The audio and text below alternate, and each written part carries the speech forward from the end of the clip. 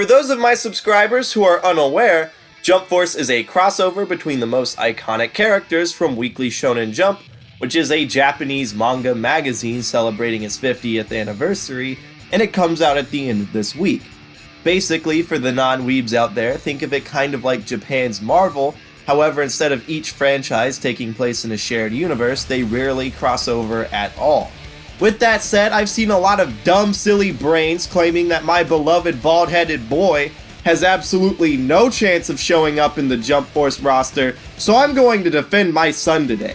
First, I do concede I'm not of the opinion that Saitama is guaranteed a slot in this game. I'm not an idiot. I understand that he's never shown up in Japan's Weekly Shonen Jump, and that alone drops his chances significantly.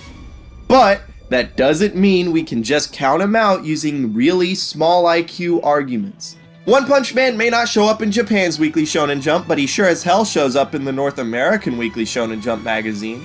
This is the same magazine that publishes characters like Naruto for us North American weebs.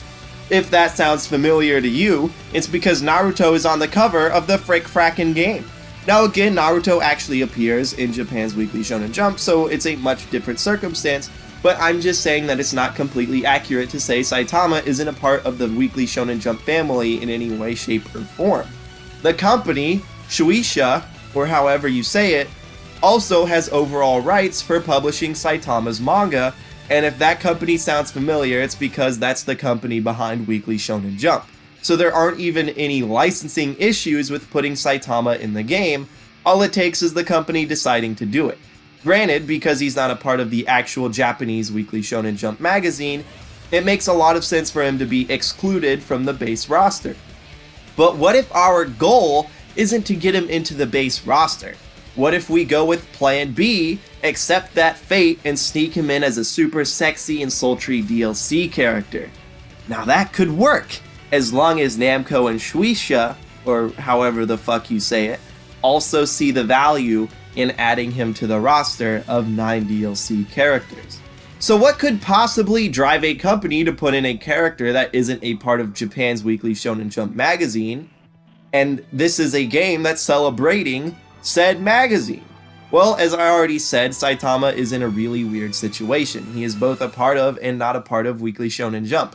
This said, seeing Saitama in this game wouldn't be nearly as odd as seeing someone like a Tokyo Ghoul character, which never appears in any sort of Shonen Jump magazine, even though the same company owns him.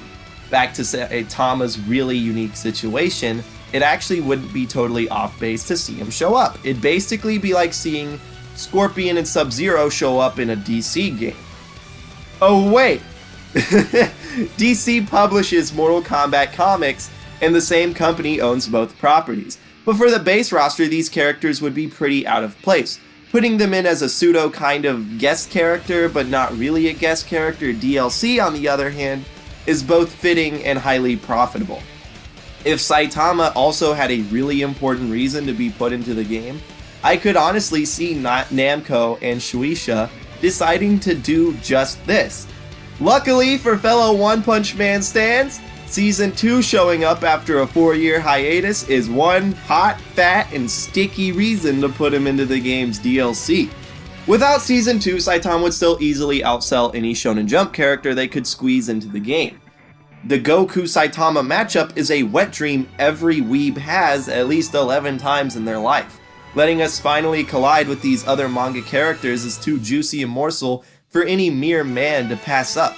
It's irresistible.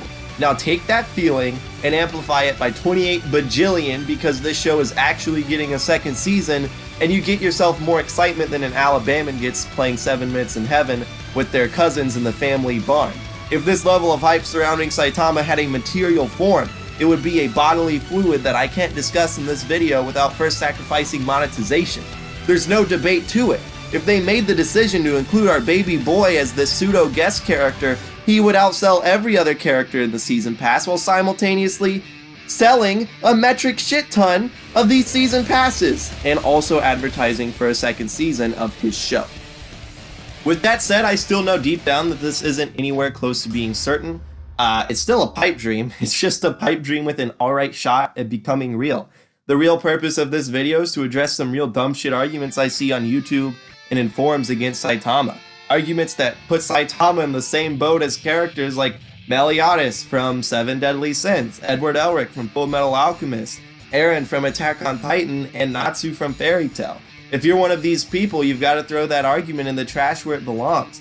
Any man with an ability to type and access Google can tell you that Saitama is nowhere near in the same boat as these other characters who are published by different companies. A character that shows up in North America's Weekly Shonen Jump, the only thing stopping him is that he doesn't show up in the Japanese version of the magazine, is way more likely than characters published by rival companies. That's like comparing Scorpion and Iron Man for likelihood to get into the first Injustice.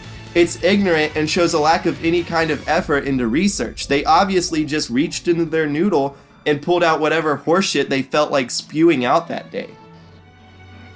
Heck, when I thought of this video idea in a shower argument against nobody else, I had an argument saying that Yugi and Dai were both guest characters too, so there's nothing holding Saitama back. I was under the impression that Yu-Gi-Oh! Was owned by Konami and Dragon Quest was owned by Square Enix.